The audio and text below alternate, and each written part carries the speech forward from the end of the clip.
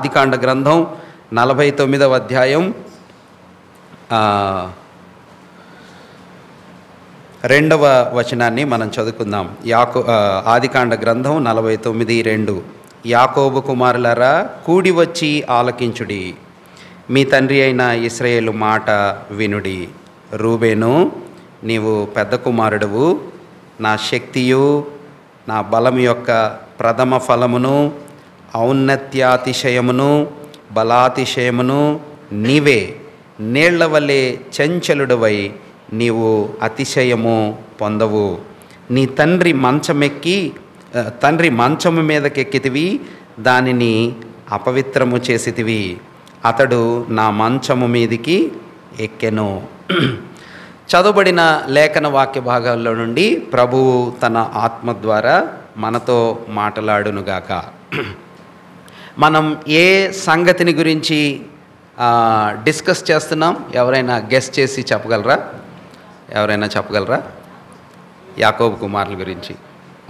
Very good, that's a thing. దేని గురించి మనం డిస్కస్ చేస్తున్నాం? దేని గురించి? ప్రవచనాల గురించి డిస్కస్ చేస్తున్నాం. ప్రవచనం అంటే మత్తయి సువార్త 24వ అధ్యాయంలో ఒక మాట మనం చదువుకున్నాం. నేను చదువుతాను, మీరు జాగ్రత్తగా గమనించండి. భక్తుడైనటువంటి మత్తయి తన సువార్తల్లో 24వ అధ్యాయం 35వ వచనంలో, ఆకాశమును భూమియు గతించును గాని నా మాటలు ఏమాత్రమును గతించవు. దేవుడు ఆయనే ఒలీవ కొండ మీద కూర్చొని చేస్తున్నటువంటి ప్రసంగంలో ప్రభు ఒక మాట అన్నాడు. అంజూరపు చెట్టును చూచి ఒక ఉపమానాన్ని నేర్చుకోండి. అంజూరపు కొమ్మ లేతదై చిగురించినప్పుడు ఏమొస్తుందంట? వసంతకాలము సమీపముగా ఉన్నదని మీకు తెలిసిద్ది కదా. కాబట్టి మత్తయి సువార్త 24వ అధ్యాయంలో ప్రభువు ముందే జరుగుతాయి అని కొన్ని సంగతులు చెప్పాడు. ఆ చెప్పబడినటువంటి సంగతులు మరి ఖచ్చితంగా జరుగుతాయా, జరగవా? జరుగుతాయి. ఎలా చెప్పగలం? బాగా చెప్పారు. జరుగుతాయి అంటే జరుగుతాయి. ఎలా చెప్పగలం? Exactly, correct. కొన్ని జరిగినటువంటి సంగతులు, కొన్ని నెరవేర్చబడినటువంటి అంశాలు, వాటిని చూసినప్పుడు మనకేమనిపిస్తుంది అంటే, అవును, ఆయన చెప్పింది ఇది జరిగింది, ఆయన చెప్పింది పలానా జరిగింది, ఆయన చెప్పింది ఇలా జరిగింది, ఆయన 100 చెప్తే 100కి 100 జరిగాయి, కాబట్టి ఇది కూడా జరిగిద్ది. ఆ కాంటెక్స్ట్లో, ఆ బ్యాక్గ్రౌండ్లో, ఆ థాట్ మీద మనము కొన్ని సంగతులను ప్రభువు చెప్తే, దేవుని వాక్యంలో ఆయన పలికితే నెరవేర్చబడినటువంటి కొన్ని ప్రవచనాలని మనం గుర్తు చేసుకుంటూ ఉన్నాం కదా. దేవుని గ్రంథంలో ఆల్రెడీ మనం లాస్ట్ 2-3 వీక్స్ బ్యాక్ మనం ఏం చెప్పుకున్నామంటే, ఒక ఆయన 5 విషయాలు చెప్పాడు అనుకోండి. 5 విషయాలు ఫ్యూచర్లో ఇలా జరుగుతాయని 5 విషయాలు చెప్పాడు. 5లో 3 జరిగినాయి, 2 జరగల. ఇప్పుడు మనం ఆయన నమ్ముతామా, నమ్మమా? ఎక్కువ మంది నమ్ముతాం కదా. ఈయన చెప్పిన 3 జరిగినాయండి అని నమ్ముతాం. కానీ ఆయన చెప్పిన 5 చెప్పాడు, 5కు 5 అక్షరాలా జరిగాయి. ఇక ఆయన్ని మనం విడిచిపెట్టాం, వదిలిపెట్టాం. దేవుని వాక్యంలో ఈ భూప్రపంచంలో భవిష్యత్తును గురించి చెప్పేవారు చాలామంది ఉన్నారు. కానీ వారు చెప్పే వాటిలో కొన్ని జరగచ్చు, కొన్ని జరగకపోవచ్చు, కొన్ని జరిగినట్టుగా దగ్గరగా సమీపంగా అనిపించవచ్చు, కొన్ని జరగనట్టుగా అనిపించవచ్చు. ఇది భూప్రపంచంలో మామూలుగా మనం చూస్తే మన అబ్జర్వేషన్లో కనిపించే విషయం. కానీ దేవుని వాక్యంలో మాత్రం, బైబిల్ గ్రంథంలో మాత్రం, పరిశుద్ధ లేఖనాలలో మాత్రం దేవుని ద్వారా ప్రవచనాత్మకంగా చెప్పబడిన ప్రతి వాక్యం ఏం జరిగిందంట? 100కి 100% నెరవేరింది, జరిగింది, జరిగి తీరింది. ఒక్కటి కూడా ఇది మిస్ అయింది అని చెప్పటానికి దేవుని వాక్యంలో ఒక్క విషయం కూడా లేదు. ప్రభు ఇలా జరిగిద్ది అని చెప్తే అది జరిగింది. కాబట్టి అలాంటి విషయాలలో ఒక ప్రాముఖ్యమైనటువంటి అంశం నోవహు దైవభక్తుడు చెప్పినటువంటి కొన్ని ప్రవచనాలు ఉన్నాయి దేవుని వాక్యంలో. ఇదిగో ఇప్పుడు మనం చూస్తున్నాం కదా, యాకోబు చెప్పినటువంటి ప్రవచనాలు కొన్ని ఉన్నాయి. ఇంకా మీరు చెప్పండి, మోషే భక్తుడు ఇశ్రాయేలీయుల గురించి కొన్ని ప్రవచనాలు చెప్పాడు. సంఖ్యాకాండంలో బిలాము ఇశ్రాయేలీయుల గురించి కొన్ని ప్రవచనాలు చెప్పాడు. దానియేలు భక్తుడు ప్రవచనాలు చెప్పాడు. ఇర్మియా భక్తుడు ప్రవచనాలు చెప్పాడు. ఆ తర్వాత కీర్తనల, వెరీ గుడ్, కీర్తనల గ్రంథంలో దావీదు భక్తుడు చాలా ప్రవచనాలు చెప్పాడు. మరి వీటన్నిటిలో కూడా యెషయా భక్తుడు చెప్పాడు, ప్రవక్తలు చెప్పారు. వీళ్ళందరూ చెప్పిన మాటల్లో ఏ ప్రవక్త అయినా, ఏ వ్యక్తి అయినా చెప్పినటువంటి భవిష్యత్తును గురించి చెప్పిన మాటల్లో ఏ ఒక్కటైనా ఇది జరగలేదు, ఇది మిస్ అయింది, బైబిల్లో ఈ ప్రవక్త ఇలా చెప్పాడు కానీ ఇది జరగలేదు అనే విషయాలు బైబిల్ గ్రంథంలో ఒక్కటి కూడా లేవు. ఎంత ఆశ్చర్యమైన విషయం కదా. అట్లాగైతే మోషే చెప్పింది, నోబహు చెప్పింది, బిలాము చెప్పింది, అబ్రహాము చెప్పింది, మరి ఇంకెవరు, దావీదు చెప్పింది, ఇదిగో ఇప్పుడు యాకోబు చెప్పింది, ఇవన్నీ అక్షరాల నెరవేరితే మన ప్రభు అయిన రక్షకుడైన యేసుక్రీస్తు ప్రభు వారు చెప్పారే, నా మాటలు గతించవు అని ఆయన చెప్పిన మాటలు కూడా ఖచ్చితంగా నెరవేర్చబడతాయి. విశేషంగా ఆయన ఏ విషయాల గురించి చెప్పాడంటే, ఆయన తిరిగి రాబోయే సందర్భాన్ని గురించి, ఆయన రాకడ అతి సమీపంగా ఉంది అని చెప్పటానికి రుజువులుగా, సూచనలుగా మన ప్రభువు చెప్పినటువంటి విషయాలలో యుద్ధాలు, భూకంపాలు ఇవన్నీ ఉన్నాయి. కానీ వాటన్నిటితో పాటుగా అంజూరపు చెట్టు చిగురుస్తూ ఉన్నప్పుడు వసంతకాలం దగ్గరగానే ఉంది అని మీరు గుర్తించండి, గ్రహించండి అని చెప్పాడు కదా. నేను ఆ మాట నేను చదువుతున్నాను చూడండి. మత్తయి సువార్త 24వ అధ్యాయం, మత్తయి సువార్త 24వ అధ్యాయం 32, 33 మనం చదవాలి. 32 నేను చదువుతున్నాను. అంజూరపు చెట్టును చూచి ఒక ఉపమానము నేర్చుకునుడి. అంజూరపు కొమ్మ లేతదై చిగురించినప్పుడు వసంతకాలము ఇంకా సమీపముగా ఉన్నదని మీకు తెలియను. ఇప్పుడు దాని భావం ఏమిటో, దాని ప్యారలల్ మీనింగ్ ఏమిటో ప్రభువే చెప్తున్నాడు. ఆ ప్రకారమే అంజూరపు చెట్టును చూస్తే వసంతకాలం దగ్గరగా ఉందని, అది చిగురిస్తున్నప్పుడు మీరు ఎలా గుర్తుపడతారో అదే విధంగా మీరు ఈ సంగతులు జరుగుట చూచున్నప్పుడు, ఏ సంగతులు? అంజూరపు చెట్టు చిగురించినట్టుగా కొన్ని సంగతులను మీరు చూచినప్పుడు, ఆ ప్రకారమే మీరు ఈ సంగతులు జరుగుట చూచినప్పుడు ఆయన సమీపముననే, ద్వారము దగ్గరనే ఉన్నాడని తెలుసుకొనుడి. ద్వారము దగ్గరనే ఉన్నాడు అని తెలుసుకొనుడి. ఏంటిదంటన్నా ఇది? ఆ విషయం ఏంటి? ద్వారం దగ్గర ఉన్నాడంటే ఆయన దగ్గరే, ద్వారం దగ్గరే ఉన్నాడని తెలుసుకోండి. దేని గురించి అది? రెండో రాకడని గురించి. ప్రభు చాలా దగ్గరగా ఉన్నాడు అని కొన్ని సంఘటనలు జరుగుతున్నప్పుడు గుర్తుపట్టండి. విశేషంగా దేవుని పిల్లలమైన మనము ఈ మాటని మీ మనసులో గుర్తుపెట్టుకోండి. సంఘము కొరకు ప్రభు రావటానికి, ఆయన ఎప్పుడొస్తాడు అని సూచించబడే సూచనలు సంఘము కొరకు ఒక్కటి కూడా లేవు. అమ్మ, నా మాట అర్థమైందా? ఏమర్థమైంది? సంఘం కోసం ప్రభువు మధ్యాకాశంలో మేఘాల మీద సంఘాన్ని కొనిపోవటానికి ఆయన రాబోతున్నాడు. ఎప్పుడు వస్తాడు? ఎలా వస్తాడు? సంఘాన్ని తీసుకొని వెళ్ళటానికి. ఇదిగో ఇవి జరిగినప్పుడు ఆయన వస్తాడు అని మనం గుర్తించటానికి ఏమైనా సూచనలు ఉన్నాయా అంటే బైబిల్ ఏం చెప్తుంది? లేవు.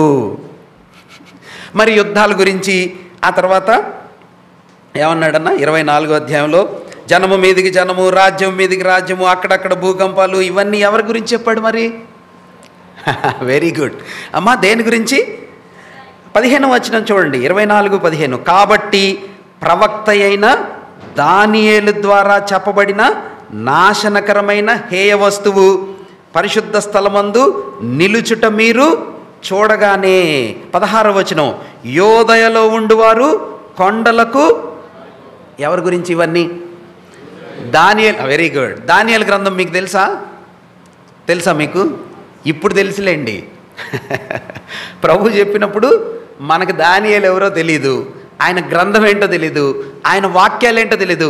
ప్రభు చెప్తున్నటువంటి 2000 years బ్యాక్ యూదులకి తెలుసు దానియేలు ఎవరో తెలుసు, ఆయన ప్రవచనం ఏంటో తెలుసు, పరిశుద్ధ గ్రంథం ఏంటో తెలుసు, పరిశుద్ధ స్థలం ఏంటో తెలుసు. అంటే దీని అర్థం ఏంటంటే ఈ కాంటెక్స్ట్, ఈ మాటలు ప్రభువు యూదులను రక్షించటానికి, యూదులను తిరిగి రెస్టోర్ చేయటానికి, ఆయన ప్రణాళికలో యూదులను మళ్ళీ తిరిగి ఆయన హెచ్చించటానికి రాబోయే సమయాన్ని గురించి ఇక్కడ చెప్తున్నాడు అనమాట.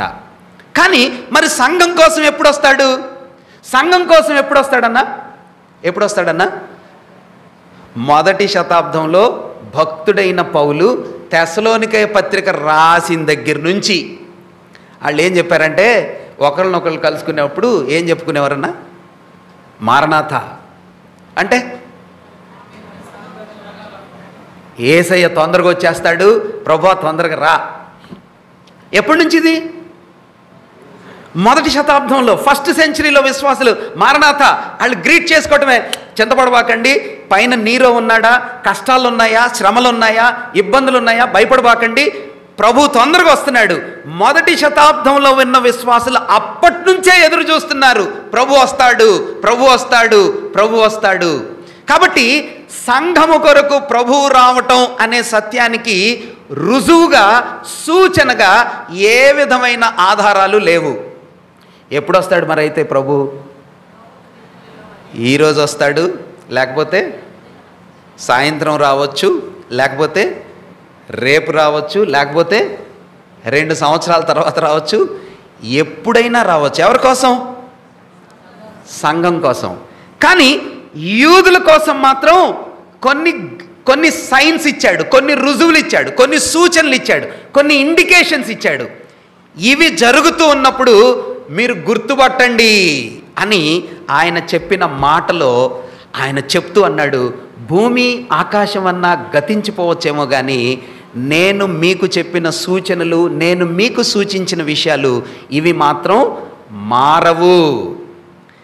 ఎందుకు మారవో పూర్వము జరిగిన కొన్ని సంఘటనల వివరాల్ని రుజువులుగా అర్థం చేసుకోవటానికి మనం ఆదికాండ గ్రంథం 49వ అధ్యాయాన్ని మనం స్టడీ చేయటానికి ప్రారంభం చేశాం. ఇందులో మనమేం చూస్తామంటే, ఈ బోర్డు మీద రాయబడినటువంటి విషయాల్లో మనమేం చూస్తామంటే, యాకోబు దైవభక్తుడు ఎవరిని గురించి చెప్పాడమ్మా? వాళ్ళ ఫ్యామిలీ మెంబర్స్ గురించి, వాళ్ళ కుటుంబాన్ని గురించి చెప్పాడు కదా. జరపాలా? అటు రావాలా? ఓకే. చూడండి, యాకోబు దైవభక్తునికి ఎంతమంది భార్యలు ఉన్నారు? 2 భార్యలు. ఆ భార్యల యొక్క దాదీలు, లేకపోతే నర్సెస్, లేకపోతే సహాయకులు. ఈ మనకి మనసులో సాధారణంగా ఒక డౌట్ రావచ్చు. ఏం డౌట్ రావచ్చు అంటే, ప్రభు పాత నిబంధనలో మరి మల్టిపుల్ వైఫ్స్, 2-3 భార్యల్ని దేవుడు ఎందుకు అనుమతించాడు? ఎందుకు అనుమతించాడు? అది మరి ఈ రోజుల్లో ప్రభు క్రొత్త నిబంధనలో దాన్ని సపోర్ట్ చేయట్లేదు. అసలు సంఘ పెద్దలకు అన్నాడు ఏకపత్ని పురుషులై ఉండాలి అన్నాడు, కానీ పాత నిబంధనలో మరి అనుమతించాడు. ఎందుకు అనుమతించాడంటే, పాత నిబంధనలో మాత్రమే కాదు, 3500 సంవత్సరాలు లేకపోతే 4000 సంవత్సరాలకి క్రితం చిన్నపిల్లలు పుట్టటం, లేకపోతే జన్మించటం అనే యాక్టివిటీ అతి భయంకరమైన కష్టతరమైన విషయం. కష్టతరమైన విషయం అంటే పిల్లలు పుట్టగానే చనిపోయేవాళ్ళు. అప్పటి సంగతి పక్కన పెట్టండి, 50 సంవత్సరాల క్రితం కూడా మన సొసైటీస్లో ఎక్కువ మంది పిల్లలు ఉండేవాళ్ళు. ఎందుకు? చాలామంది చనిపోయేవాళ్ళు. 12 మంది పుడితే 2, 3, 4 అట్లా బ్రతికేవాళ్ళు. అందుకని తల్లిదండ్రులు ఎక్కువ మంది బిడ్డలకి జన్మనిచ్చేవారు. వాళ్ళల్లో కొంతమంది మెడికల్ ఫెసిలిటీస్ లేవు కాబట్టి ఎక్కువ మంది చనిపోయేవాళ్ళు. చనిపోయినా కొందరు బ్రతికితే వాళ్ళు బిడ్డలుగా సంతానంగా ఉంచుకునేవారు. 3000 సంవత్సరాలు, 4000 సంవత్సరాలు ఆదాము సమయంలో అసలు నర్సు లేదు, ఇంజెక్షన్ లేదు, పెన్సిలిన్ లేదు, డోలో లేదు కదమ్మా. ఇప్పుడు ఫోలిక్ యాసిడ్ లేదు, ఐరన్ ట్యాబ్లెట్ లేదు, కాల్షియం లేదు. అప్పుడు వాళ్ళకి పిల్లలు ఎక్కడ పుట్టేవాళ్ళు? అందుకని ఎక్కువ మంది పిల్లలు, ఎక్కువ మంది సంతానం కలగటం కోసం కేవలము కుటుంబాలు విస్తరించబడట కొరకు మాత్రమే దేవుడు కొందరిని ఎక్కువ మంది భార్యలు ఉండేలాగా అనుమతించారు. అంతేగాని శారీర సంబంధమైన కోరికలు తీర్చుకోవటానికి, దేవుడు పాపం చేయటానికి ఈ యాక్టివిటీని అనుమతించినట్టుగా దేవుని వాక్యం చెప్పటం లేదు. అందుకనే మీరు గమనిస్తే పాత రోజుల్లో రాజుగారికి 2-3 భార్యలు ఉండేవారు. కథల్లో కూడా ఏం చెప్తారు? రాజుగారికి పెద్ద భార్య, రెండో భార్య, మూడో భార్య. ఎందుకని 2-3 భార్యలు ఉండేవాళ్ళు? సాధారణంగా రాజులు వాళ్ళ పిల్లలు యుద్ధానికి వెళ్తే ఎక్కువ మంది చనిపోయేవాళ్ళు. చనిపోతే రాజుకి ఒకే భార్య, ఒకే పిల్లోడు ఉన్నాడు అనుకోండి, పిల్లోడు చచ్చిపోతే నెక్స్ట్ రాజు ఎవరవుతారు? ఏముండరు. అందుకని రాజులకి ఏం చేసేవాళ్ళు అంటే ఎక్కువ మంది భార్యలను ఉంచేవారు. ఒకవేళ యుద్ధంలో ఎవరైనా చనిపోతే వాళ్ళ పిల్లలు వాళ్ళ తరాన్ని ముందుకు తీసుకొని వెళ్ళటానికి, రాజ్య సింహాసనం చేయటానికి ఎక్కువ మంది భార్యలను రాజులకు ఉంచేవారు. అది ఒక బ్యాక్గ్రౌండ్ ఇన్ఫర్మేషన్. అంటే ఆ కాంటెక్స్ట్లో మనం చదవాలి. అంతేగాని యాకోబుకి 4 భార్యలు దేవుడు అనుమతించాడు కదా, మరి ఇప్పుడు ఎందుకు లేదు, బైబిల్లో ఎట్లా ఎందుకుంది, అట్లా అనుకోకూడదు అనమాట. వాటిని కాంటెక్స్టువల్గా మనం అర్థం చేసుకోవటానికి ప్రయత్నం చేయాలి. మంచిది. భక్తుడైనటువంటి యాకోబుకి మొదటి భార్య, పెద్ద భార్య ఎవరు? లేయా. రెండవ భార్య రాహేలు. రాహేలు యొక్క నర్స్, రాహేలు యొక్క అసిస్టెంట్, లేకపోతే దాది అంటాం కదా మనం. ఆ రోజుల్లో నర్స్ అనమాట. నర్స్ అంటే ఆమెకి హెల్పర్, మెయిడ్ సర్వెంట్. ఎవరు? ఆయా. కరెక్ట్, రైట్ వర్డ్, ఆయా. ఎవరికి ఆయా? రాహేలుకి ఆయా. ఏం పేరు ఆవిడ పేరు? బిల్హా. బి. Okay, Bilhah. రాహేలుకి ఆయా ఎవరన్నా? బిల్హా. మరి లేయాకి ఆయా ఎవరు? జిల్ఫా. ఓకే, వెరీ గుడ్, బాగా చెప్పారు. భక్తురాలైన తల్లి అయిన లేయాకి, అంటే లేయా ఆంటీ గారికి ఫస్ట్ 4 పిల్లలు పుట్టారు. వాళ్ళ పేర్లు తెలుసా మీకు? ఇక్కడ రాసి ఉన్నాయి, చూసి చెప్పండి అన్న. ఏం పేరు? రూబేను, షిమ్యోను, లేవి, తర్వాత యోధా. 4 పిల్లలు పుట్టారు.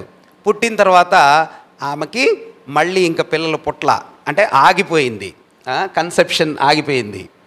అప్పుడు రాహేల్ ఆంటీకి పిల్లలు పుట్ల. ఎవరికి పుట్ల? ఇంకా ఆల్రెడీ మా అక్కకి 4 పుట్టారు, నాకేమో లేరు అని చెప్పేసి రాహేల్ ఆంటీ ఏం చేసింది?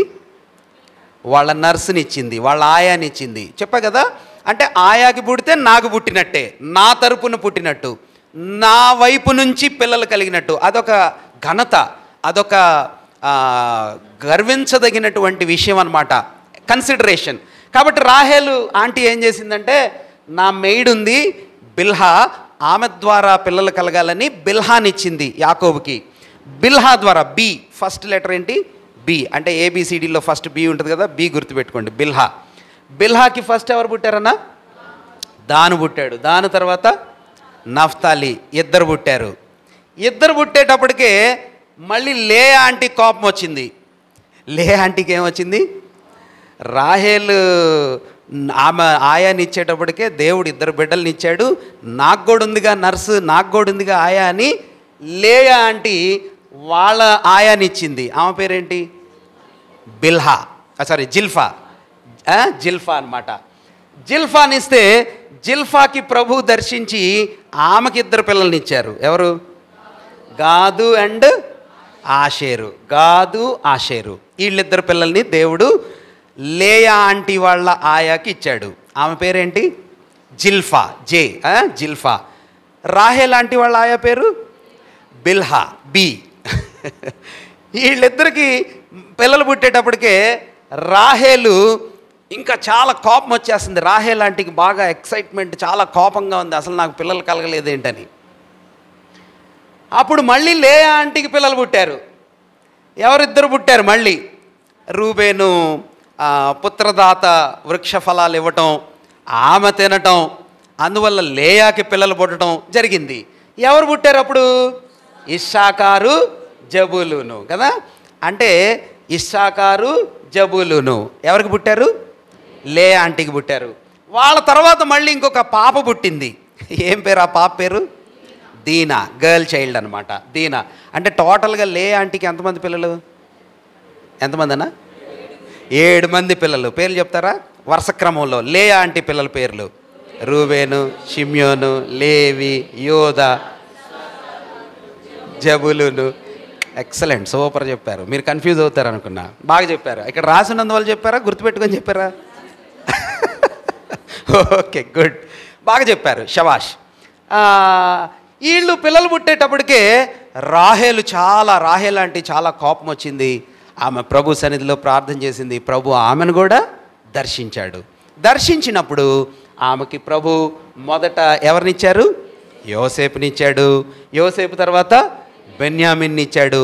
బెన్యామీను పుడుతూ ఉండగానే రాహేల్ లాంటి దారిలోనే లేబర్ పెయిన్స్తో పిల్లోడు జన్మనిస్తూనే ఆమె చనిపోయింది. ఇది వాళ్ళ ఫ్యామిలీ బ్యాక్గ్రౌండ్. ఓకే, ఇప్పుడు ఈ ఫ్యామిలీ బ్యాక్గ్రౌండ్లో మనమేం చూస్తామంటే, భక్తుడైన యాకోబు వృద్ధాప్య దశలో పిల్లలందరినీ దగ్గరికి పిలిచాడు. ముసలుడైపోయాడు, ఇక చనిపోతాడు. ఆ చనిపోయే 1వ రోజో 2వ రోజో ముందు రోజుల్లో పిల్లలందరినీ దగ్గర పిలిచాడు. అప్పటికి రూబేన్ చాలా పెద్దోడైపోయాడు, పిల్లలు వచ్చారు. షిమ్యోను, లేవీలు చాలా పెద్దోళ్ళు అయిపోయారు. వాళ్ళ పిల్లలు, వాళ్ళ మనవాళ్ళు.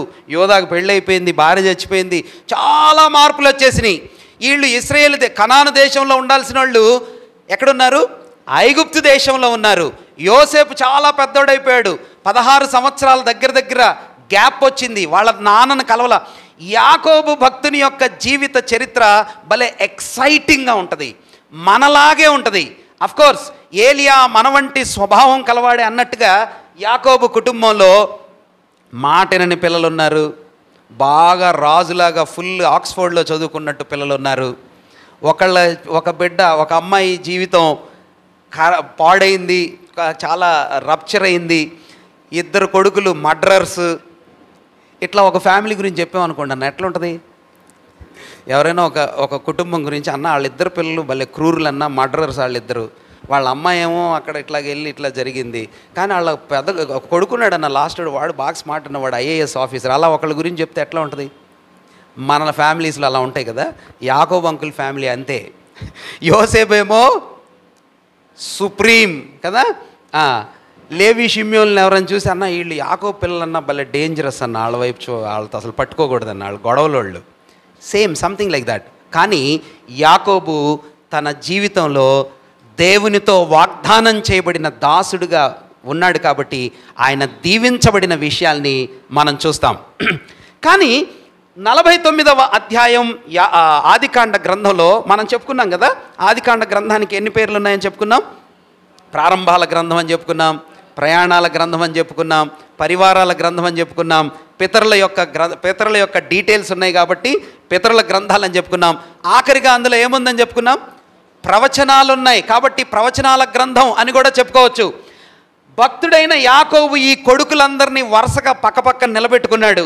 రూబేను, షిమ్యోను, లేవి, యోదా, జబులును, ఇశ్శాఖారు, నఫ్తాలి, దాను, గాదు, ఆషేరు, యోసేపు, బెన్యామీను అందరినీ నిలబెట్టి ఒక్కొక్కళ్ళ వైపు చూస్తూ ఒక్కొక్కళ్ళ గురించి ఆయన చెప్పినటువంటి మాటలు 49వ అధ్యాయంలో ఉన్నాయి. అందులో 2 విషయాలు ఉన్నాయని మనం చెప్పుకున్నాం కదా. ఒకటి ఏం విషయం ఉంది?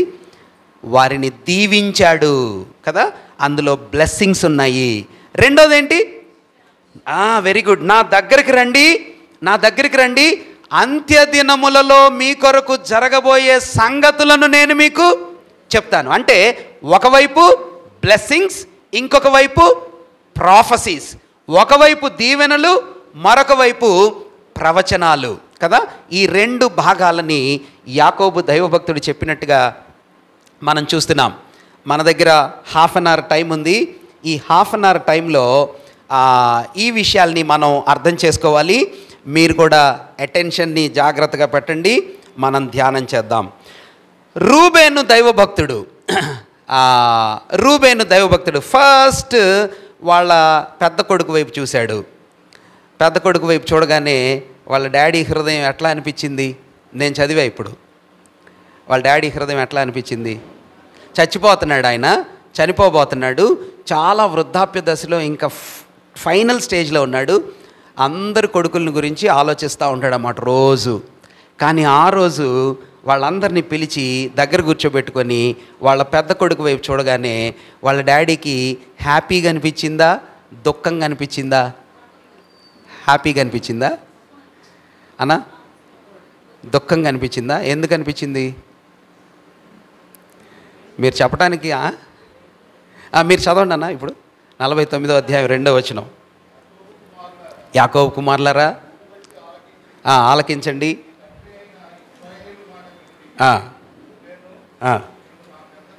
రూబేను, నువ్వు నా పెద్ద కుమారుడివి, నా శక్తి, నా బలం, ఔన్నత్య అతిశయం, బలాతిశయం నీవే.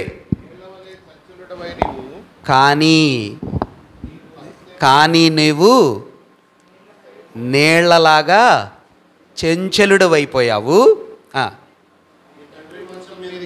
నీ తండ్రి మంచం మీదకి ఎక్కావు, దాన్ని అపవిత్రం చేశావు. ఇతడు నా మంచం మీదకి ఎక్కాడు. చాలు. ఇప్పుడు వాళ్ళ డాడీ ఇవన్నీ గుర్తు చేసుకుంటా ఆ పెద్ద కొడుకుని గురించి ఇట్లా మాట్లాడుతున్నాడు. ఇది హ్యాపీగా అనిపించిందా వాళ్ళ డాడీకి, సాడ్గా అనిపించిందన్నా? ఎంత అమ్మా? Half happy half sad. యాక్చువల్గా చెప్పాలంటే వాళ్ళ పెద్ద కొడుకు వైపు చూడగానే యాకోబు గుండెంతా చాలా వేదంతో నిండిపోయింది. వీడిని అసలు నేను ఎలా చూసుకున్నాను రా, కొడుకు పుట్టగానే ఈడేమవ్వాలనుకున్నాను రా, వీడిని ఎంత ఉన్నతమైన స్థితిలో నా బలం, నా ఔన్నత్యం, నా అతిశయం, నా టాలెంట్, నా శక్తి వీళ్ళలో నేను చూసుకున్నాను. కానీ వీడు నేను అనుకున్న స్థాయికి 1% కూడా బ్రతకలేదురా. ఒరే రూబేను, నిన్ను నేను ఎక్కడో చూసుకున్నాను రా, కానీ నువ్వు ఎంత పడిపోయావురా రూబేను. నాకు ఎంత దుఃఖం కలిగించాయి. ఎప్పుడు జరిగిందన్న ఇది? అసలు యాకోబు ఇదిగో ఏమని కలిశాడు? బిల్హాని. అంటే ఏజ్లో చాలా డిఫరెన్స్ ఉంటుంది. రాహేలు మెయిడ్ నర్స్, రాహేలు యొక్క ఆయాని రూబేను ఎప్పుడు కలిశాడో తెలుసా అన్న? 32వ అధ్యాయంలో ఉంటుంది. ఇంటికి వెళ్ళిన తర్వాత చదవండి. ఎప్పుడు కలిశాడంటే, రాహేలు అంటే ఎవరు? రాహేలు అంటే యాకోబుకి ఇష్టమైన భార్య, ప్రియమైన భార్య, అతి సమీపంగా. అరే ఎంతమంది పిల్లలు పుట్టినా యాకోబు లేయా అమ్మను మాత్రం ప్రేమించలా. లేయా ఆంటీని మాత్రం, అంతమంది పిల్లలు పుట్టారు. అసలు లేయా ఆంటీ యొక్క గొప్పతనం చూసారా మీరు? నాకు అనిపిస్తుంది తృణీకరించబడిన రాయి ఏమైంది? అట్లా ఉంది ఆమె జీవితం. ఎవరి జీవితం? లేయా ఆంటీ జీవితం. ఎందుకో తెలుసా? రాజు ఏ కుటుంబం నుంచి పుట్టాడన్నా? యూదా గోత్రంలోంచి పుట్టాడు కదా. ఎవరు కొడుకు? యూదా. లేయా ఆంటీ కొడుకు. మరి ఇశ్రాయేల్ దేశాన్ని అంతా పరిపాలించేట యాజక ధర్మం చేసే గోత్రం ఎవరు? లేవి గోత్రం. ఎవరి కొడుకు? లేయా ఆంటీ కొడుకు. లేయానేమో అసలు యాకోబు లెక్క చేయడు, లేయానేమో అంత ప్రేమించడు. కానీ ఎవడైనా రాజు అయ్యాడంటే, ఎవర్రా మీ అమ్మ అంటే ఏం చెప్తాడు? మా అమ్మ లేయరా అంటాడు. యాజకుడు లేవి యాజక ధర్మం వేసుకొని గట్టిగా మంచి అద్భుతంగా సేవ చేస్తారు. సార్ మీ అమ్మగారి పేరేంటి సార్ అంటే ఆయన ఏం చెప్తాడు? మా అమ్మ పేరు లేయా అండి అంటాడు. కానీ హస్బెండ్ ప్రేమించడు. తృణీకరించబడిన రాయి లాంటిది లేయా కదా. అంతగా పట్టించుకోనట్టుగా ఉన్నట్టుగా లేయా జీవితం ఉంది. కానీ రాజులు ఆమె కడుపులోనే పుట్టారు, యాజకులు ఆమె కడుపులోనే పుట్టారు. ప్రభావపూరితమైనటువంటి వ్యక్తులు లేయా ఆంటీ దగ్గర నుంచే వచ్చారు. కాబట్టి మన మనసులో, మన ఆలోచనలో ఎవరినైనా తక్కువ, తృణీకారం అనుకుంటే దేవుడు వాళ్ళని ఏం చేస్తాడు? తలరాయిగా చేస్తాడు. బాబు లేయని చేశాడు, మన దావీదు గారిని చేశాడు, యోసేపు అంకుల్ని చేశాడు. మీరు కానీ వాక్యంలో చూస్తే ఎవరైతే వీళ్ళు పనికిరారు, ఉపయోగం లేదు, వీళ్ళు చిన్నోళ్ళు, వీళ్ళు విలువలేని వారు అనుకున్నారో ప్రభువు వారిని హెచ్చించాడు. అసలు ఆ మాట నెరవేర్చబడింది ఎవరిలో? మన రక్షకుడైన యేసు ప్రభు వారిలో ఆయన్ని తృణీకరించారు, గంటేశారు, వెళ్ళగొట్టారు, ఇల్లు ఇవ్వలేదు, లోపలికి రానివ్వలేదు. యెరూషలేములో నుంచి ఈడ్చుకొని గవిని వెలపటికి తీసుకెళ్లారు, వెలివేశారు. ఒకరోజు మాత్రం ఆయన వస్తాడు. ఆయన ఎలా వస్తాడన్నా, రెండోసారి వచ్చినప్పుడు ఎక్కడి నుంచి గెంటేశారో, ఏ గేట్లో నుంచి గెంటేశారో, ఎక్కడి నుంచి వెళ్ళగొట్టారో అదే స్థలంలో, అదే గేట్లో నుంచి, అదే సిటీలో సింహాసనాన్ని వేసుకొని ఆయన పరిపాలన చేయబోతున్నాడు. మంచిది, లే ఆంటీ యొక్క లైఫ్ అది. ఇప్పుడు మనమేం గమనించాలంటే, ఈ భక్తుడైనటువంటి యాకోబు పెద్ద కొడుకు వైపు చూసి, రూబేను వైపు చూసి అంటున్నాడు, నీ గురించి నేను ఎన్ని ఆశలు పెట్టుకున్నాను రా. అమ్మ, మనమెవరు దేవునికి? మనమెవరు అన్నా దేవునికి? మనం కూడా ఈరోజు ఆయన కూడా నా పిల్లలందరూ రెండరా అని కూడుకున్నట్టుగా ఆయన దగ్గరికి పిలుచుకున్నాడు అనుకోండి. అరే నా పెద్ద కొడుకేడి అని చూస్తూ ఉంటాడు అన్నమాట. నా చిన్న కొడుకేది, నా కుమార్తెది, నా బిడ్డేది, నా మనవాళ్ళేరి, నా మనవరాళ్ళేరి అని తల్లిదండ్రులు చూసినట్టుగా మన ప్రభువు, మన రక్షకుడు ఎందరు ఆయన యందు విశ్వాసం ఉంచుతారో ఆయనకి కుమారులు అవటానికి అధికారం ఇచ్చాడు. ఆ బిడ్డలందరూ వచ్చారా ఈరోజు? ఆయన చూస్తాడు. చూసి మన గురించి ఒకవేళ తండ్రి చెప్పాల్సి వస్తే, ఒరే పెద్ద కొడుకా, నువ్వెన్ని సంవత్సరాలు అయిందిరా రక్షించబడి, నువ్వే స్థాయిలో ఉండాలరా, నువ్వెంత ఆత్మీయంగా ఎక్కడ ఉండాల్సినోడివిరా నువ్వు, కానీ నువ్వు ఏం పని చేసావురా. ఎందుకు నేను ఈ విషయం చెప్పానంటే, రాహేలు చనిపోయింది మార్గం మధ్యలో, బెత్లహేము అనే ఊరిలో చనిపోయింది. ఇష్టమైన భార్య యాకోబుకి. ఆమె చనిపోయినప్పుడు యాకోబుకి బిల్హా యొక్క ఆదరణ కావాలా, అంటే నర్స్ కదా, ఆమె ఆయా కాబట్టి ఆమె వస్తువులు సెగ్రిగేట్ చేయటం, ఆమె చీరలు చూపించటం, ఆమె వస్తువుల్ని పక్కన పెట్టడం. అప్పుడే చిన్న కొడుకు పుట్టాడు. ఎవరు పుట్టారు? బెన్యామీను, డేస్ బేబీ. తల్లి చనిపోయింది. అప్పుడు ఎవరు కావాలి యాకోబుకి హెల్ప్? బిల్హా యొక్క హెల్ప్ చాలా కావాలి. అలా మోస్ట్ నీడెడ్ టైంలో, మోస్ట్ రిక్వైర్డ్ టైంలో, మోస్ట్ అర్జెంట్ టైంలో రూబేను బిల్హాని కదిలిచ్చాడు కదా. అది యాకోబు గుర్తుపెట్టుకున్నాడండి. 32వ అధ్యాయం దగ్గర నుంచి యాకోబు ఆ మాటని తన కొడుకుతో ఎప్పుడు ప్రస్తావించలా. రే నువ్వేం చేసావురా అని అడగలా. కానీ చనిపోయేటప్పుడు కొడుకుని చూసి అంటున్నాడు, రే రూబేను, నువ్వు ఎన్ని రోజులు దాచుకున్నావురా, నాకు తెలియదు అనుకున్నావా? తెలిసినా కానీ మౌనంగా ఉన్నాడు. తండ్రి అంటున్నాడు, నీ సంగతంతా నాకు తెలుసు, నువ్వు నీళ్ల లాంటోడివిరా, చెంచలుడివి. అన్న ఈరోజు ప్రభు నీ గురించి నా గురించి ఒక మాట చెప్పాలనుకోండి, ఏం చెప్తాడన్నా? అరే స్పర్జన్, నీకు ఉద్యోగం ఇచ్చా, క్రైస్తవ కుటుంబంలో పుట్టావు, బ్రాదరన్ సంఘంలో పుట్టావు, బోల్డ్ అండ్ డబ్బులు ఇచ్చా, బోల్డ్ అంత జ్ఞానం ఇచ్చా, చదివిచ్చా, నువ్వు నా కోసం ఎక్కడో ఉండాల్సినోడివిరా, చెంచలుడివిరా, స్థిరత్వం లేదురా, నీలో మంచి అవగాహనే లేదురా, నువ్వెంత ఏ స్థాయిలో ఉన్నావురా, నువ్వు అసలు సరిగా ఉన్నావా అన్నా? ప్రభు నీ గురించి ఏమంటాడో, నా గురించి ఏమంటాడో కదా. పరమ తండ్రి అయినటువంటి మన ప్రభు మన గురించి ఏం సాక్ష్యం చెప్తాడో. ఎంత దుఃఖం పుట్టించావురా నువ్వు నాకు. అయితే ఇక్కడ ఆయన ఏమంటున్నాడంటే, మీకు విషయం తెలుసన్నా, రూబేను గోత్రంలో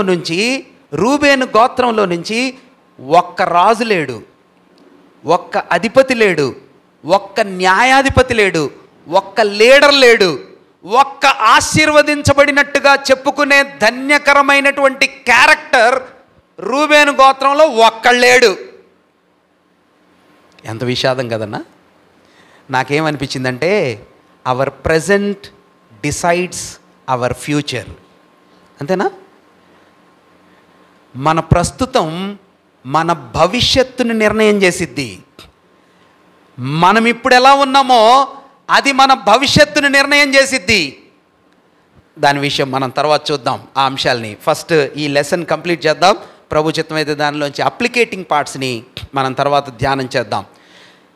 మనం ఇప్పుడు ఎలా ఉన్నామో అది మన భవిష్యత్తులో ఎలా ఉండబోతున్నామో నిర్ణయం చేసే అంశం. ప్రభు అంటున్నాడు, నువ్విప్పుడు కానీ సరిగా లేకపోతే యెరూషలేమా నిన్ను నాశనం చేస్తావు రేపటి దినాన్న. ఇప్పుడు నువ్వు నా మాట వినకపోతే రేపటి రోజున నేను నీ మాట విన్ను. ఇప్పుడు నువ్వు ఎలా ఉన్నావో రేపు నేను అలా ఉంటా నీతో. నువ్వు నా ముందు అందరి ముందు ఇప్పుడు నువ్వు నన్ను ఒప్పుకుంటే రేపటి రోజున అందరి ముందు నేను నిన్ను ఒప్పుకుంటా. Your future decides and based upon what you are today in this present hour. అన్న నేను ఈరోజు ఇష్టం వచ్చినట్టు ఉంటాను, నా ఫ్యూచర్ మాత్రం బ్రహ్మాండంగా ఉండాలన్నా, పరలోకంలో రైట్ ప్లేస్ ఉండాలన్నా, మంచి స్థాయిలో ఉండాలన్నా, అన్నీ నాకు బెస్ట్గా కలగాలన్నా, నేను మాత్రం సరిగా ఉండనన్నా. అమ్మ కుదిరిద్దా? మంచిది. రూబేను యొక్క జీవితం ఇశ్రాయేలీల జీవితంలో పోలికగా ప్రవచనాత్మకంగా ఎలా కనిపిస్తుందంటే, శ్రేష్టమైన బిడ్డలుగా దేవుడు ఇశ్రాయేలీల్ని ఎంచుకున్నాడు. నా జ్యేష్ఠ కుమారుడు అని పిలుచుకున్నాడు. చాలా సందర్భాల్లో నా చిన్న వయసులో అంటే కొన్ని సంవత్సరాల ముందు వరకు కూడా నాకు ఒక డౌట్ ఉండేది. డౌట్ అంటే నా మనసులో కలత కలిగించే ఒక డౌట్ ఉండేది. ఆ డౌట్ ఏంటంటే, దేవుడికి అసలు అన్యాయం, పక్షపాతం ఉన్నట్టుగా అనిపించేది నాకు. మీకు అనిపించిందో లేదో మరి, నాకు అనిపించిద్దా? ఎందుకు? ఎప్పుడు చూసినా దేవుడు వాక్యం అంతా ఎవరిని గురించి మాట్లాడతాడు? యూదులు ఇశ్రాయేలీలు, వాళ్లే నాకు ఇష్టం, వాళ్లే నాకు ప్రాముఖ్యం. ఎప్పుడు చూసినా యూదుల మీద ఎక్కువ మనసు ఉన్నట్టుగా నాకు అనిపించేది. నేను అనుకునేవాడిని, ప్రభు ఏంటి ఈ యూదుల మీద అంత ప్రేమ చూపిస్తాడు, మన మీద అంత ఇష్టం ఉన్నట్టుగా అనిపించదు. వాక్యం చదివినప్పుడు దేవునికి పక్షపాతం ఉందా? లేదు. దాని అర్థం, దాని ఆన్సర్ ఏంటంటే, తండ్రి ఏదైనా ఒక వస్తువు ఇంటికి తెచ్చాడు అనుకోండి. ఇంటికి తెస్తే పిల్లలందరికీ ఎలా ఇస్తామన్నా? మేము 8 మంది పిల్లలం ఇంట్లో. మా 8 మందికి మా డాడీ బొట్టలు తెచ్చేవాడు మా చిన్నప్పుడు. ఎందుకంటే 1-2 తెస్తే సరిపోయేవి కాదు. బొట్టలు తెచ్చేవాడు. సీతాఫలాలైనా బొట్టలే, మ్యాంగోస్ అయినా బొట్టలే పట్టుకొని తెచ్చేవాడు. సరే, ఒక విధంగా ఇలా చెప్పుకుందాం. 5 మంది పిల్లలు ఉన్నారనుకోండి, మీరు 12 మామిడి పళ్ళు తెచ్చారనుకోండి, డజన్ మామిడి పళ్ళు తెచ్చారనుకోండి, ఎట్లా ఇస్తారన్నా మీ 5 మంది పిల్లలకి? ఎలా ఇస్తారు? డాడీ ఎలా డిస్ట్రిబ్యూట్ చేస్తారు? అమ్మ ఎలా ఇచ్చిద్ది? సమానంగా ఇస్తాం. అంటే సమానంగా అంటే మరి 5 మంది ఉన్నారు, 12 ఉన్నాయి మీ దగ్గర, ఎలా ఇస్తారు సమానంగా? అమ్మా ఒక్కొక్కటి ఇస్తారా? చాలా పెద్ద సమస్య కదా. ఎలా ఇస్తారు బాబు? 2 అప్పుడు ఎన్ని అవుతాయి? 5 మందికి 2 ఇస్తే 10, మిగిలిన 2 ఉంటాయి. మరి అయ్యి ఏం చేస్తారు? దాచిపెడతారా? Father excellent, very good. కానీ మరి సరే, ఓకే, అదొక పద్ధతి. 2 ఇవ్వటం, మిగిలిన అమ్మా నాన్న తినటం, అదొక పద్ధతి. ఇంకా ఎలా ఇవ్వచ్చు?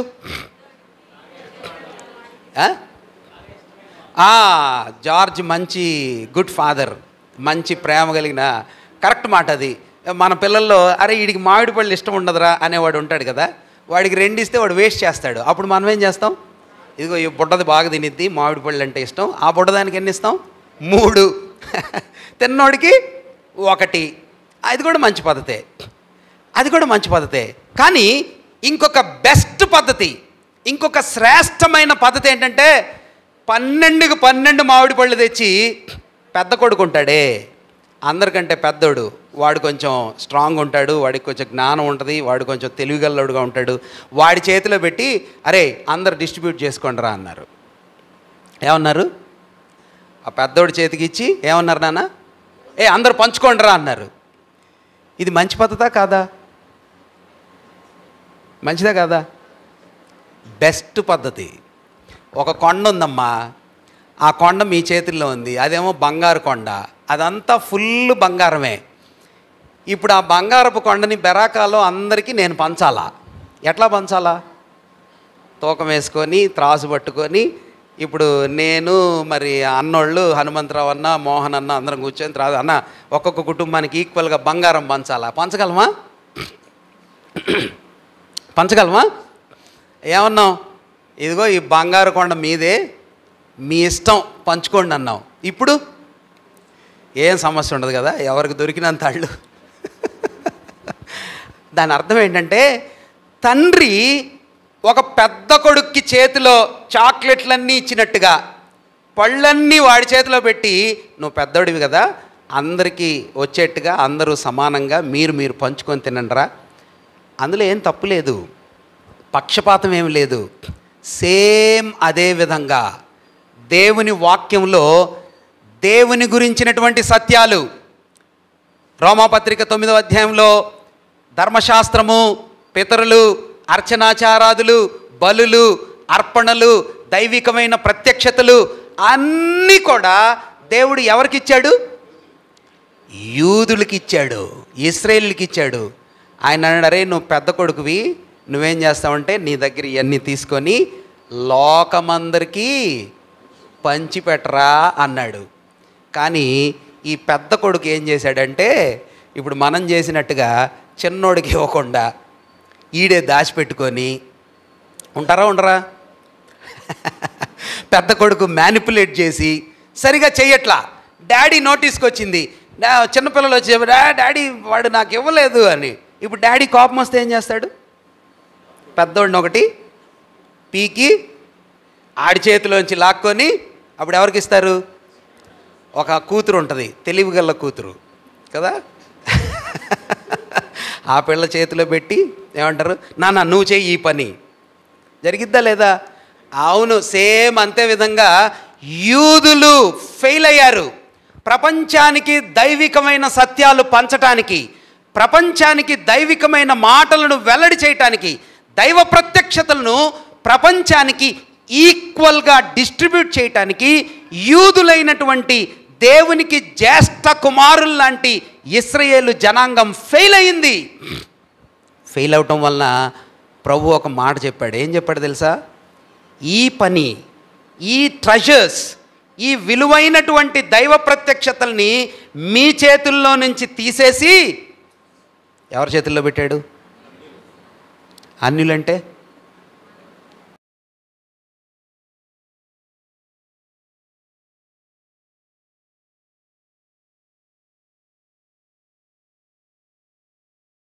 అన్నా, ఎక్కడ మత్తయి సువార్తలోనే ఉన్నారా మీరు? మీ పేజెస్ మత్తయి సువార్తలో ఉన్నాయా? 21వ అధ్యాయం చూడండి. మత్తయి సువార్త 21వ అధ్యాయం. మత్తయి సువార్త 21వ అధ్యాయం 43వ వచనం చదువుతారన్నా? కిషోర్ అన్న చదవండి ప్లీజ్. మత్తయి సువార్త 21:43 గట్టిగా చదవండి.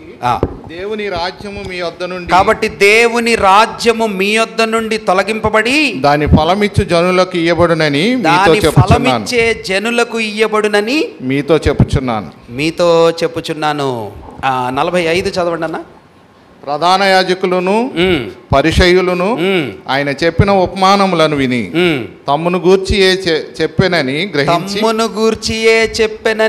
గ్రహించి ఏం చెప్పాడు? 10 నిమిషాలు టైం ఉంది, ఇది చెప్పేటప్పటికే మన క్లాస్ అయిపోయింది అన్న. మన పేతురు పత్రిక చూడండి, భక్తుడైన పేతురు గారి పత్రిక, భక్తుడైన పేతురు పత్రిక 1వ పత్రిక, పేతురు భక్తుని యొక్క మొదటి పత్రిక 2వ అధ్యాయం 9వ వచనాన్ని మనం చూద్దాం. 9వ వచనం. అయితే మీరు చీకటిలో నుండి ఆశ్చర్యకరమైన తన వెలుగులోనికి మిమ్మల్ని పిలిచిన వాని గుణాతిశయములను ప్రచురం చేయ నిమిత్తము ఏర్పరచబడిన వంశమును రాజులైన యాజక సమూహమును పరిశుద్ధ జనమును దేవుని సొత్తైన ప్రజలునై ఉన్నారు. మీరే దేవుని సొత్తైన ప్రజలునై ఉన్నారు. 6వ వచనం మీరు చదివితే 2:6లో ఇల్లు 7వ వచనంలో కింద వచనం, ఇల్లు కట్టువారు ఏ రాతిని నిషేధించితిరో అదే మూలకు తలరాయి ఆయన. 21వ అధ్యాయం మత్తయి సువార్తలో కూడా అదే మాట చెప్పాడు. చూడండి ఒకసారి 21 మత్తయి సువార్త 21వ అధ్యాయం ఈ ఉపమానం చెప్పాడే, అక్కడ కూడా ఇదే చెప్పాడు. 42వ వచనం చూడండి, మత్తయి సువార్త 21:42. ఇల్లు కట్టువారు నిషేధించిన రాయి మూలకేమైందంట. అంటే దీని భావం ఏమిటంటే, ప్రభు ఒక ద్రాక్ష తోటను పెట్టాడు, నాటాడు. ఆ ద్రాక్ష తోట ఏమివ్వాలా? ఫలాలు ఇవ్వాలా? ఎవరికి ఇవ్వాలా? యజమానుడికి ఇవ్వాలా. యజమానుడు దూరంగా ఉన్నాడు, ఆయన సేవకులను పంపించాడు. ఒక సేవకుడు వచ్చాడు, అరే మా యజమానుడిది ఈ పొలము కౌలుకి ఇచ్చాడు కదా మీకు, కౌలు అనమాట, దీని ఫలాలు ఇవ్వడరా అంటే వీళ్ళు ఏం చేశారన్నా? ఆయన కొట్టారు. ఫస్ట్ ఆయన వెనక్కి వెళ్ళి, సార్ వాడు కొట్టాడు సార్ అని చెప్పాడు. అప్పుడు ఆయన ఏం చేయాలా? కొట్టాడు అనగానే మళ్ళీ నాలాంటోడైతే వెంటనే వస్తాడు. కానీ ఆయన ఏం చేశాడు? ఇంకొకరిని పంపించాడు. అప్పుడు వాళ్ళు ఏం చేశారు? ఆయన్ని చంపారు.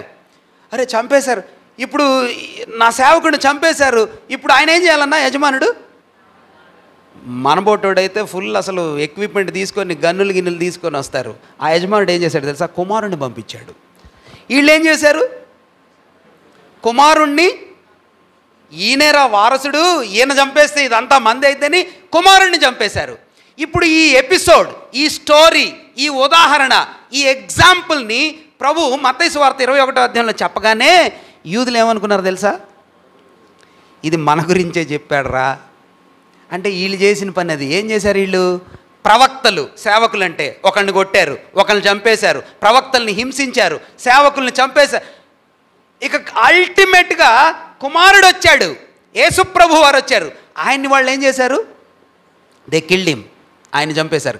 ఇప్పుడు వాళ్ళ చేతుల్లో నుంచి దేవుని రాజ్యాన్ని తీసేసి, పళ్ళు పంచమంటే కొడుకు పంచకపోతే, పెద్దోడు పంచకపోతే వాడి చేతిలోంచి తీసి ఇంకొక బిడ్డకి ఇచ్చినట్టుగా దేవుని రాజ్యాన్ని గురించిన విషయాలు యూదుల చేతుల్లో పెట్టాడు. కానీ యూదులు సరిగా అందరికీ పంచట్లా, కుమారుణ్ణి చంపేశారు, యజమానుని ఆ పని సరిగా చేయట్లా. అందుకని యూదుల చేతుల్లో నుంచి దాన్ని తీసేసి తొలగించి ఇప్పుడు ఎవరి చేతుల్లో పెట్టాడన్నా? వెరీ గుడ్, సంఘము చేతుల్లో పెట్టాడు. మీరు సొత్తైన ప్రజలు, మీరు పరిశుద్ధమైన జనము, మీరు సంఘము చేతుల్లో పెట్టి అంటున్నాడు, మీరు ఈ భూప్రపంచానికి ఆయన గుణాతిశయములను మన చేతుల్లో పెట్టాడు. అట్లాగైతే జ్యేష్ఠ కుమారుడైన రూబేను శ్రేష్టమైన స్థానంలో ఉండాల్సినోడు పడిపోయాడు, దుఃఖపెట్టారు. యూదుల యొక్క పరిస్థితి ఇదే. ప్రవచనాత్మకంగా భక్తుడైన యాకోబు యూదులను చూస్తూ పలుకుతున్న సత్యం ఏంటంటే, యూదులు నా జ్యేష్ఠ కుమారులు లాంటోళ్ళు, నా ఔన్నత్య అతిశయం లాంటోళ్ళు, నా బలం, నేను ఎంచుకున్నాను, they are my best people, but they are fallen people, they are deprived people, but they are gone astray కదా. వాళ్ళు తప్పిపోయారు. తండ్రికి దుఃఖం పుట్టించినట్టుగా సంతాపాన్ని కలిగించినటువంటి కుమారులు. మనకు తెలుసు కదా. రెండో కుమారుడు వైపు చూశాడు, రెండో కొడుకు వైపు చూశాడు. రెండో కొడుకు మూడో కొడుకు పక్క పక్కనే ఉన్నారు. వాళ్ళిద్దరు బాగా దగ్గరగా ఉంటారు. ఎవరు వాళ్ళిద్దరు? అన్న సంఘంలో కూడా అట్లా ఉంటారు కదా. సంఘంలో ఉంటారు, ఇంట్లో ఉంటారు, ఎక్కడైనా ఉంటారు కదా. ఒక గ్రూప్. ఎవరు వాళ్ళు? గ్రూప్. ఏం గ్రూప్ వాళ్ళిద్దరు? అనా క్లోజ్ పీపుల్ అనమాట. ఫ్రెండ్సే కాదు, బాగా డేంజరస్ ఫ్రెండ్స్ వీళ్ళిద్దరు. మనం ఫ్రెండ్స్గా ఉండటం మంచిదే కానీ డేంజరస్ ఫ్రెండ్స్గా ఉండటం. వీళ్ళిద్దరిని యాకోబు చూసి సంతోషంగా మాట్లాడా, దుఃఖంగా మాట్లాడా? ఒకవేళ ఈరోజు ప్రభు మన వైపు చూసి, ఇద్దరిని చూసి, ముగ్గురిని చూసి, నలుగురిని చూసి, బాగా క్లోజ్గా ఉండేవాళ్ళని చూసి ఏమంటాడో? నన్ను చూసి ఏమంటాడో? మిమ్మల్ని చూసి ఏమంటాడో? యాకోబు దైవభక్తుడు వాళ్ళిద్దరిని చూశాడు, షిమ్యోను లేవీల్ని చూశాడు. చూసి ఏమన్నాడు? వీళ్ళిద్దరూ స్వేచ్ఛాపరులురా, మాట వినరు, సెల్ఫ్ విల్. వీళ్ళిద్దరు మూర్ఖులు. తండ్రికి ఎంత కోపం, ఎంత దుఃఖం ఉంది కదా. యూదులు ఫస్ట్ శ్రేష్టమైన వాళ్ళే, మంచి స్థాయిలో ప్రభు వాళ్ళని ఎంచుకున్నాడు. కానీ యూదులు ఏమైపోయారు? తండ్రికి దుఃఖాన్ని కలిగించారు, బ్యాడ్ రిజల్ట్స్ని తెచ్చారు, తండ్రికి వేదన కలిగించారు. ఇప్పుడు యూదుల పరిస్థితి ఎట్లా ఉంటుందంటే స్వేచ్ఛాపరులు. ఇంకా తండ్రి మాట లేదు, తల్లి మాట లేదు, సేవకుడి మాట లేదు, సంఘ పెద్ద మాట లేదు. తండ్రికి లోబడరు, తల్లికి లోబడరు, వాళ్ళ ఇష్టం. యూదుల చరిత్ర అంతా సెల్ఫ్ విల్. యూదుల చరిత్ర అంతా మా ఇష్టం అనే విధానంలోనే ఉంటుంది. మీరు చూడండి, ఏమేం కోరుకున్నారు వాళ్ళు? వాళ్ళ ఇష్టం వచ్చినట్టు. మీరు చెప్పగలరా? రాజును కోరుకున్నారు. వెరీ గుడ్, కాజుబాబుకి 100 మార్క్స్. అది లాస్ట్లో కోరుకున్నారు. మాకు రాజు కావాలన్నారు. అప్పుడు సమూయేలు ఎంత ఏడ్చాడు కదా. Very good. వాళ్ళు ఫస్ట్ ఏం కోరుకున్నారు తెలుసా? సంఖ్యాకాండ గ్రంథం 14వ అధ్యాయంలోకి రాగానే 12 మంది వేగుల వారు వెళ్ళి ఒక ఆన్సర్ తీసుకొచ్చారు. ఏం ఆన్సర్ తెచ్చారు? 10 మంది ఏమో, అయ్యా అక్కడ నెఫీలీలు ఉన్నారు, బోళ్ళంతమంది పెద్దవాళ్ళు ఉన్నారు, భయంకరంగా ఉన్నారు, మనం గెలవలేమురా అని 10 మంది చెప్పారు. కాలేబు యెహోషువ వాళ్ళిద్దరు అన్నారు, అట్లేం లేదు, బాగానే ఉంది అని విశ్వాసంతో కూడిన రిజల్ట్ చెప్పారు. అప్పుడు అక్కడ ఒక గుంపు ఉన్నారు, యూదులందరూ, ఆ సమాజం అంతా వచ్చి ఏమన్నారు తెలుసా? అయ్యో మాకు ఇది ఎందుకు, మా కొరకు ఒక నాయకుడిని ఎంచుకొని, ఎక్కడన్నా నాయకుడిని ఎంచుకొని ఏం చేయాలంట? 14వ అధ్యాయంలో వెనక్కి వెళ్దాం. అమ్మా వెనక్కి వెళ్దాం. స్వేచ్ఛాపరులైనటువంటి విశ్వాసుల మనసు ఎప్పుడు ఎలా ఉంటుందో తెలుసా? ఎలా ఉంటుందన్నా? Let us go back. ఆయన ఉన్నప్పుడే బాగుందండి. ఎవరున్నప్పుడు అన్నా? పాత రోజుల్లో బాగున్నా. అబ్బో మీటింగులు, హంగామా ఎంత బాగుంది. Let us go back. అసలు ఈయన వచ్చిన దగ్గర నుంచి అంతా కష్టంగానే ఉంది. అంతేనా బాబు? స్వేచ్ఛాపరులు. మా ఇష్టమేం జరగట్లే ఇక్కడ, మా కోరిక ఏమన్నా. Let us go back. యూదులైనటువంటి స్వేచ్ఛాపరులు, లేవి షిమ్యోనులు, వాళ్ళ మనసు ఎట్లా ఉంటుందంట? Go back. ఇష్టం వచ్చినోడిని చంపుతారు, ఇష్టం వచ్చినోడిని గాయం చేస్తారు. వాళ్ళ మనసుకు నచ్చినట్టుగా జీవించటానికి ఇష్టపడేవాళ్ళు. వెనక్కి వెళ్ళటంలో వీళ్ళ స్వేచ్ఛ కోరుకుంటారు. మాత్రమే కాదు, ఒక దూడను తయారు చేసుకోవాలా, ఎవరి ప్రకారం చేయాలా? మాకిష్టమైనోడు కావాలా, మా నాయకుడు కావాలా, మా కోరిక మేరకు నువ్వు జరిగించాలా, ఆరాధన మా ప్రకారం జరగాల, దూడ మా ప్రకారం ఉండాలా. ఇష్టమైనట్టుగా జీవించడానికి స్వేచ్ఛ కోరుకునేటటువంటి ఇశ్రాయేలీలు. భూప్రపంచం అంతటిలో మాకు రాజు కావాలి, అందరిలాగా దేశ మర్యాద కావాలా.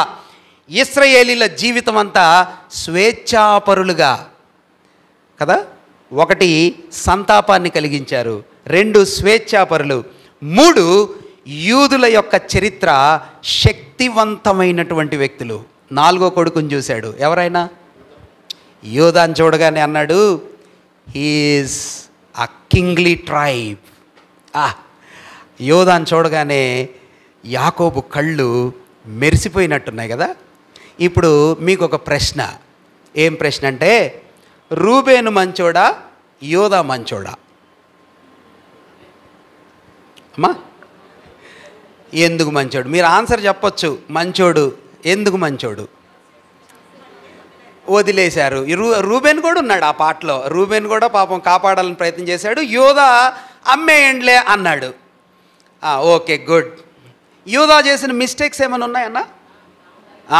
తామారు విషయంలో ప్రభు చిత్తమైతే ఎప్పుడైనా మంచి సమయం ఉన్నప్పుడు తామారుని ప్రభు ఎందుకు అప్రిషియేట్ చేశాడో. ప్రభు ఆమెని ఘనంగా మాట్లాడా, చిన్నగా మాట్లాడా? చాలా ఆశీర్వదించబడిన వ్యక్తి. దానికి ఒక సింపుల్ రీజన్ మీ మనసులో గుర్తుపెట్టుకోండి. ఇదే ఇందాక నేను చెప్పానే, తామారు ఒక కనాను దేశంలోంచి వచ్చింది, ఒక బ్యాక్గ్రౌండ్. మోస్ట్ ప్రాబబ్లీ ఆమె కనాను స్త్రీ. ఆమెకు అసలు వాగ్దానాలు తెలీదు, ఆమెకు అసలు దేవుని మాటలు తెలీదు. కానీ యోధా ఇంటికి రావటం వలన, వాళ్ళ మామగారైనటువంటి యోధా వలన, వాళ్ళ మామగారి తండ్రి అయినటువంటి యాకోబు చెప్పిన మాటల వలన కొంచెం ఈమెకి నాలెడ్జ్ వచ్చింది. ఏం నాలెడ్జ్ అంటే, మా ఇంట్లో నుంచి ఒక రక్షకుడు పుడతాడు, మా ఫ్యామిలీ లైన్లో ఎవరు వస్తారు, దేవుని ఏర్పాట్లో ఒక ఆయన వస్తాడు. ఎవరికి తెలుసు ఇది? వీళ్ళ ఫ్యామిలీలో అబ్రహాముకి తెలుసు, యాకోబుకి, ఇస్సాకుకి తెలుసు, యాకోబు, వీళ్ళందరూ అసలు ఇదే పాట, మాకు ఒక మెస్సియా పుడతాడు, మాకు ఒక కొడుకు పుడతాడు, మాలో నుంచి కుటుంబాలు దీవిస్తాడు. ఇక వీళ్ళ పాట అంతా ఇదే, వీళ్ళ కుటుంబం అంతా అదే చెప్పుకుంటారు. కోడలకు కూడా ఏం చెప్పారు, అమ్మా మన ఇంట్లో ఒక కొడుకు పుడతాడు, ఆ కొడుకు దేవుని వాడు అవుతాడు, వాడు దేశాన్ని ఉద్ధరిస్తాడు, ప్రపంచాన్ని ఉద్ధరిస్తాడు అని చెప్పారు ఈమెకి. హస్బెండ్ చచ్చిపోయాడు. అప్పుడు నెక్స్ట్ ఈమె మనసంతా దేని మీద ఉంది, అరే కొడుకు పుడతాడన్నాడే, మరి నాకు పుట్టలేదు.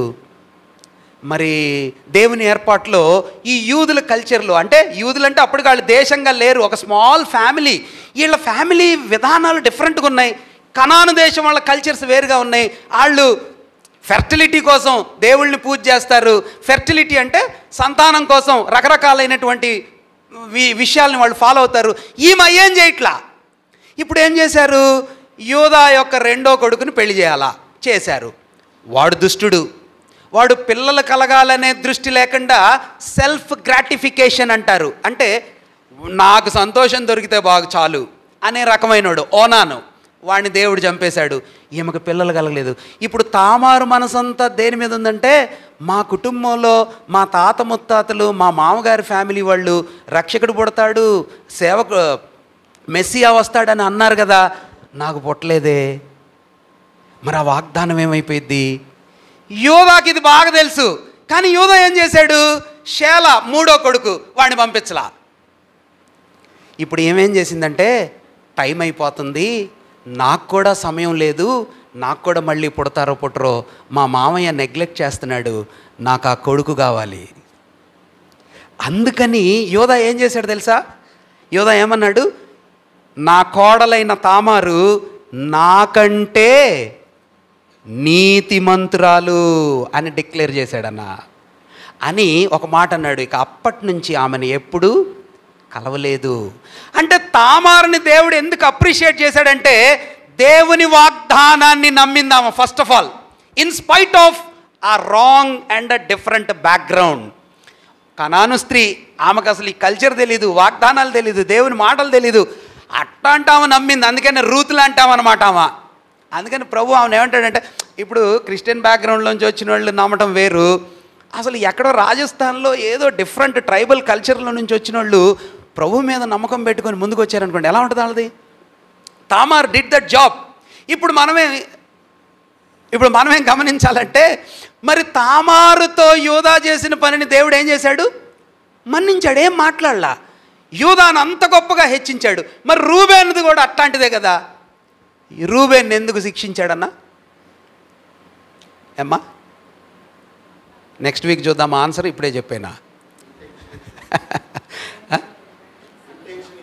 ఒక చిన్న మాటలో ఏంటంటే, రూబేను ఆ పాపాన్ని దాచుకోనే ఉన్నాడు, ఎప్పుడు బయటికి చెప్పలా, మార్చుకోలా, తీసేయలా, కడుక్కోలా, సరి చేసుకోవాలని రూబేన్ ఎప్పుడు ప్రయత్నం చేయలా. యోధాలో ఉన్న గొప్పతనం, ప్రభు చిత్తం అయితే మీరు ఇంటికి వెళ్ళిన తర్వాత యోధా జీవితాన్ని స్టడీ చేయండి. యోధా జీవితంలో ట్రాన్స్ఫర్మేషన్. తమ్ముడు చంపేశాడు కదా, అంటే అమ్మేశాడు కదా యోసేపుని. ఇప్పుడు యోసేపు ప్లేస్లో వాళ్ళ తండ్రికి ఇష్టమైన కొడుకు ఎవరు, బెన్యామీను. ఇప్పుడు బెన్యామీన్ని తీసుకొని వెళ్తున్నాడు యోధా. Very good. అప్పుడేమన్నాడు తెలుసా, ఫస్ట్ చిన్న తమ్ముడిని చంపారు కదా, ఆన్లాంటోడే ఈయన కూడా. కానీ యోధా ఏమన్నాడు తెలుసా, వీడిని నేను చూసుకుంటా. ఎంత మార్పు. యోసేపుతో అసలు యోసేపు బిగ్గరగా ఏడవటానికి కారణం ఏంటో తెలుసా, మీరు గమనించారా? ఎవరు స్పీకర్? యోధానే. సార్ మా నాన్న చచ్చిపోతాడు సార్ మా నాన్న ఉండలేడు సార్ అని యోధా చెప్పిన మాటలకి యోసేపు దెబ్బకేడ్చాడు. అంటే యోధాకి అంతకుముందు అసలు వీళ్ళ అన్నదమ్ములు 12 మందిలో భలే అద్భుతమైన ఐక్యత ఉంది. చూసారన్నా ఏం ఐక్యత ఉంది? 16 సంవత్సరాల క్రితం యోసేపుని చంపేశారు.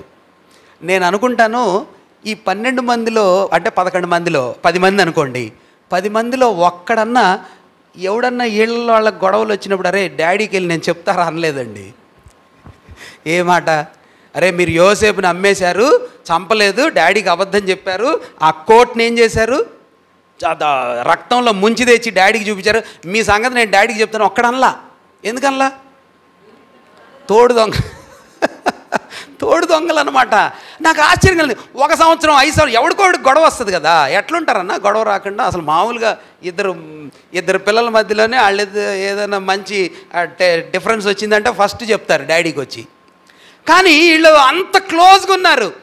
కానీ విషయం ఏమిటంటే యూదా ఆయన మనసులో కలిగిన పశ్చాత్తాపం, అరే ఇంకోసారి నేను చెయ్యనురా, బెన్యామీన్ని నేను కాపాడుతా. డాడీ మీకు ఒక విషయం తెలుసా, రూబేన్ చెప్పాడు నా కొడుకుని నువ్వు చంపే, నేను కానీ బెన్యామీన్ని తేకపోతుంటే యాకోబు ఒప్పుకోలా, నమ్మలా. యాకోబుకి రూబేన్ మీద నమ్మకం లేదు. యోధా ముందుకు వచ్చి అన్నాడు, డాడీ నువ్వు చిన్నోడిని పంపించు, వాడి బాధ్యత నాది అనగానే బెన్యామీన్ని పంపించాడు. దాని అర్థం ఏంటంటే యోధా జీవితంలో మార్పు, పశ్చాత్తాపం, రిపెంటెన్స్, ట్రాన్స్ఫర్మేషన్. ప్రియమైన సహోదర సహోదరులారా, ఈ మాటతో నేను క్లోజ్ చేస్తున్నాను. ఏ విశ్వాసి అయితే పాపాన్ని దాచుకోకుండా ఒప్పుకొని సరైన రీతిలో మార్పు చెందే అనుభవంలో ఉంటాడో దేవుడు ఆ విశ్వాసిని హెచ్చిస్తాడు. ఏ విశ్వాసి అయితే తన విషయాల్ని దాచుకొని కప్పుకొని అలానే రూబేన్లాగా ఉంటాడో వాడిని దేవుడు శపిస్తాడు. అలాగా ఇశ్రాయేల్ జీవితం అలా కనిపిస్తుంది. మీరు ఇంటి దగ్గర స్టడీ చేసుకోండి. ప్రభు విన్న మాటల్ని మనందరి వినికిల్లో దీవించునుగాక.